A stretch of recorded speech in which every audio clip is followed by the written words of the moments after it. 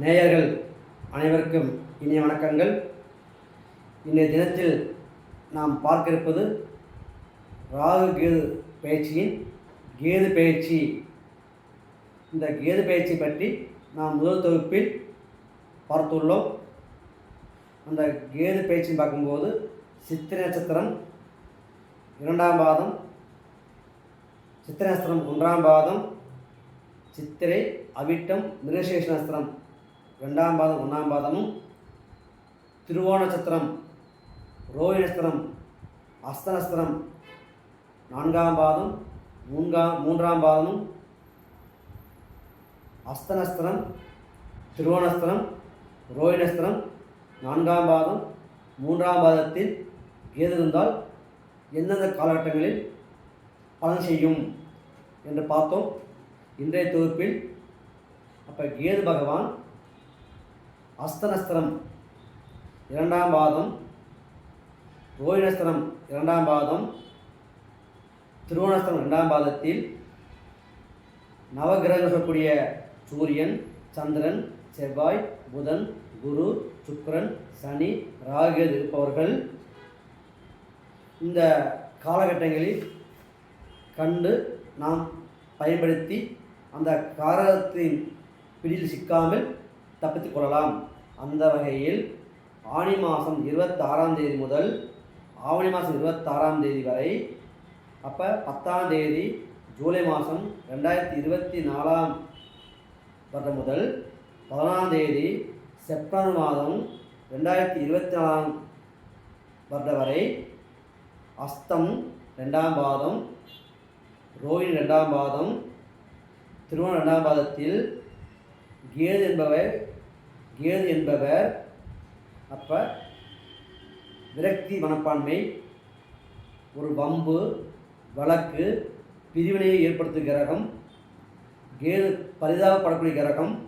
அந்த பரிதாபத்தின் அடிப்படையில் நம்மளை கூட்டி சென்று அழைத்து சென்று அந்த பிரச்சனையில் நாம் கேது சிக்கலாக்கிவிடும், வம்புகளுக்கு ஏற்படுத்திவிடும். அந்த அமைப்பில் அந்த அஸ்த 2ஆம் பாதத்தில், திருவோணம் 2ஆம் பாதத்தில், ரோஹிணி 2ஆம் பாதத்தில் இருப்பவர் இந்த காலகட்டத்தில் பயன்படுத்தி கண்டு கவனமாக பயன்படுத்திக் கொள்ளலாம். அஸ்தம் 1ஆம் பாதம், ரோஹிணி 1ஆம் பாதம், திருவோணம் 1ஆம் பாதத்தில் கிரகம் உள்ளவர்கள் பிறப்பு காலத்தில் நவகிரகங்கள் சூரியன், சந்திரன், செவ்வாய், புதன், குரு, சுக்கிரன், சனிகேது இருப்பவர்கள் அப்போ ஆவணி மாதம் 26ஆம் தேதி முதல் ஐப்பசி மாதம் 27ஆம் தேதி வரை, அப்போ 11 செப்டம்பர் 2024ஆம் வருடம் முதல் 13 நவம்பர் 2024ஆம் வருடம் வரை நாம் கவனமாக அந்த சாரத்தில் அஸ்தம் 1, திருவோணம் 1, ரோஹிணி 1இல் கிரகமுள்ளவர்கள் அதை கண்டு அந்த காலங்களில் நாம் கவனமாக கையாள வேண்டும். அப்போ உத்திர நட்சத்திரம் 4ஆம் பாதம், கிருத்திகை 4ஆம் பாதம், உத்திராட 4ஆம் பாதத்தில் பிறக்கும் காலத்தில் இந்த நவகிரகங்கள் இருப்பவர்கள் ஐப்பசி மாதம் 27ஆம் தேதி முதல் தை மாதம் 2ஆம் தேதி வரையும், அப்போ 11ஆம் தேதி நவம்பர் மாதம் 2024ஆம் வருடம் முதல் 15ஆம் தேதி ஜனவரி மாதம் 2025ஆம் வருடம் வரை அந்த உத்திராடம் 4ஆம் பாதம், கிருத்திகை 4ஆம் பாதம், உத்திரம் 4ஆம் பாதத்தில் நவப்படுப்பவர்கள் அதை கண்டுபிடித்து அந்த கிரகத்தின் காரணமும் லக்னத்திற்கு அந்த சூரியன் இந்த நவகிரகங்கள் என்ன ஆதிபத்தியம் இருக்கிறதோ அந்த ஆதிபத்தியத்தின் தன்மையிலும் ஒரு பிரச்சனைகளும், ஒரு இடர்பாடுகளும், ஒரு வம்பு வழக்குகளும், ஒரு பிரிவினைகளையும் நோய்த்தன்மையும் தராமல் கேது பகவான் விடமாட்டார். அதன்படியாக உத்திர நட்சத்திரம் 3ஆம் பாதம், உத்திராடம் 3ஆம் பாதம், கிருத்திகை 3ஆம் பாதத்தில் நவகோள் இருப்பவர்கள் தை மாதம் 2ஆம் தேதி முதல் பங்குனி மாதம் 5ஆம் தேதி வரை, அதாவது 15ஆம் தேதி ஜனவரி மாதம் 2025ஆம் வருடம் முதல் 19ஆம் தேதி மார்ச் மாதம் 2025ஆம் தேதி வரையில் உத்திரம் 3ஆம் பாதம், கிருத்திகை 3ஆம் பாதம், உத்திராடத்தில் 3ஆம் பாதத்தில் கிரகம் உள்ளவர்கள் அந்த காலகட்டங்கள் கண்டுபிடித்து அந்த காரகத்துவத்தின் வழியில் நாம் கவனமாக அந்த வழியில் நாம் செல்லும்போது இந்த கேது பகவான் நம்மை தண்டனையிலிருந்து தப்பித்து கொள்ள வைப்பார். அதே மாதிரி சூழ்நிலை உத்திரம் 2ஆம் பாதம், உத்திராடம் 2ஆம் பாதம், கிருத்திகை 2ஆம் பாதத்தில் நவநாயகர்கள் இருப்பவர்கள் அப்போ என்ன பண்ணுவோம், பங்குனி மாதம் 5ஆம் தேதி முதல் வைகாசி மாதம் 3ஆம் தேதி வரை 19 மார்ச் 2025ஆம் வருடம் முதல் 18ஆம் தேதி மே மாதம் 2025ஆம் தேதி வரை இந்த நவகிரகங்கள் சூரியன், சந்திரன், செவ்வாய், புதன், குரு, சுக்கிரன், சனி, ராகு இருப்பவர்கள் அந்த காலகட்டங்களில் அந்த கிரகத்தின் காரகத்துவம்,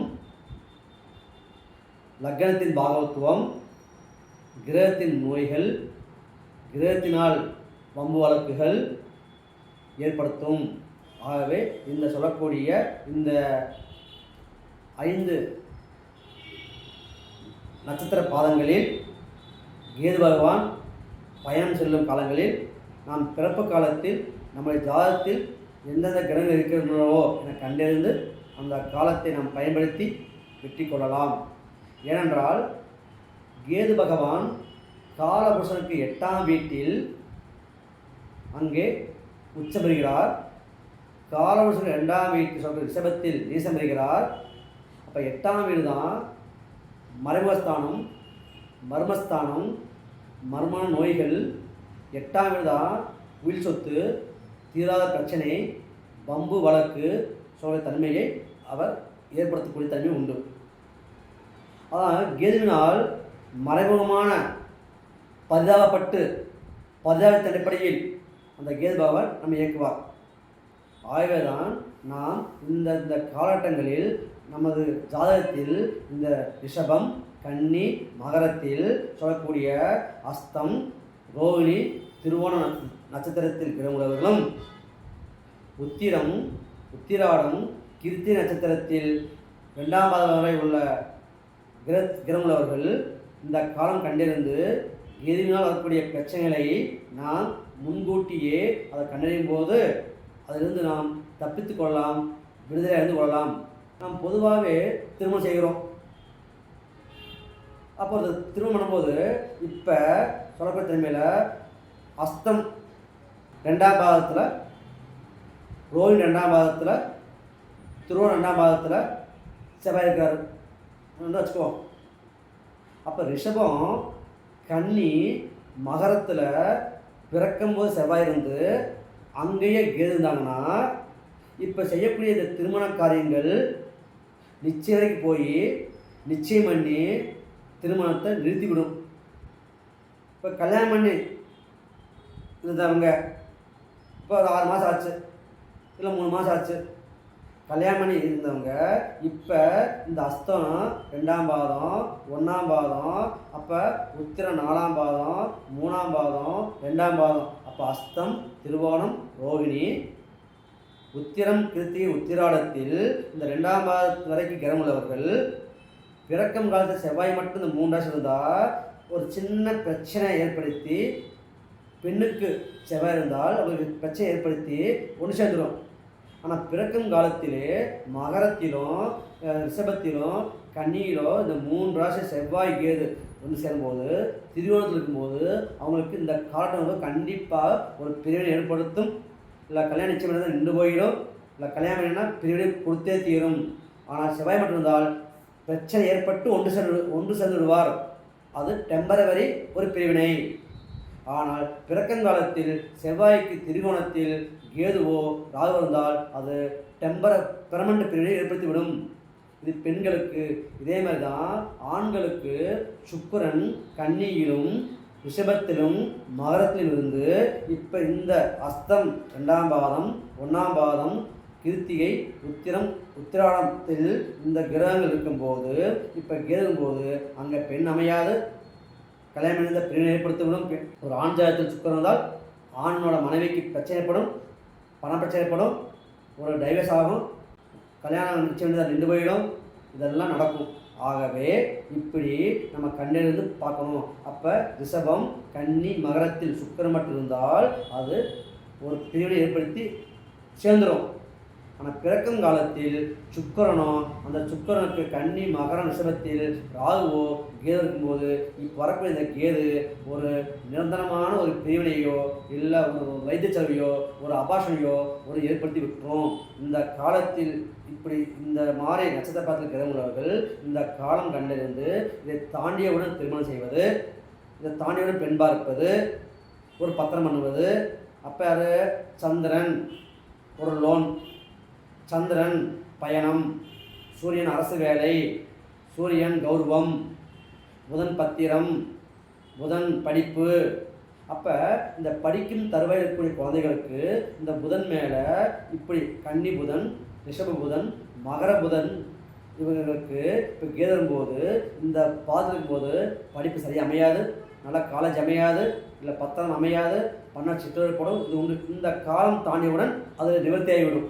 இதை கண்டிருந்து நாம் பயன்படுத்தி கொள்ளலாம். இப்படித்தான் சூரியன், சந்திரன், செவ்வாய், புதன், குரு, சுக்கிரன். அப்போ பொதுவாகவே மங்களகாரி சொல்லக்கூடிய செவ்வாய் சுக்கிரனும் பெண்ணுக்கு செவ்வாயும் ஆணுக்கு சுக்கிரனும் இருப்பவர்கள் இந்த காலத்தை கண்டிருந்து திருமணம் செய்வது நல்லது. இப்போ திருமணம் செய்திருந்தாலும் இந்த காலத்தை கண்டிருந்து அவங்களுடன் ஒரு பிரிவினை, ஒரு சண்டைச்சல் ஏற்படும். இதை கண்டிருந்து நாம் வாழ்வில் வெற்றியடையலாம். இதைத்தான் இந்த ராகு பகவான் கேது பகவான் செய்வார்கள். இதை தவிர்த்து நாம் பொதுவாகவே இந்த ராசிக்கு இங்கே ராகு வராது, இந்த ராசிக்கு இங்கே கேது வராது சொல்வதெல்லாம் நடைமுறையில் சாத்தியம் என்று சொல்லிவிட இந்த அமைப்பில் இந்த நாடி ஜோதிட முறையில் இந்த கிரகங்கள் தப்பாமல் அங்கே தண்டனையை கேது பகவான் பிரிவினையையும் பொருள் இழப்பையும் பொருள் அழிவையும் ஏற்படுத்துவார் என்பது சந்தேகமில்லை. ஆகவே இந்த கேது பகவானை சரணடைந்து அப்போ கேது பகவான் சொல்லக்கூடிய விநாயகரையோ இல்லை ஆஞ்சநேயரையோ வழிபாடு செய்யும்போது சிறப்பாக இருக்கும். இந்த காடுகளை கண்டறிந்து நீங்கள் ஆலய வழிபாடு செய்யும்போது சிறப்பாக இருக்கும். இந்த மாதிரி இருக்கிறவர்கள் இறைவனுக்கு அப்போது குடை தானம் செய்யலாம். ஒரு வெள்ளிக்குடையோ இல்லை சன்னியாசிகளுக்கு ஒரு குடையோ தானம் தரும்போது இந்த கேது பகவான் நம்மை தண்டிக்க மாட்டார், அந்த விடுதலை கிடைக்கும். ஆகவே இதை கண்டறிந்து நாம் இந்த காலகட்டங்களில் நாம் நமது காணொலி நேயர்கள், மற்ற நேயர்கள், பொதுமக்கள் பயன்படுத்தி கொள்ளும் விதமாக இதை உங்களுக்கு சமர்ப்பிக்கின்றேன். நன்றி, வணக்கம்.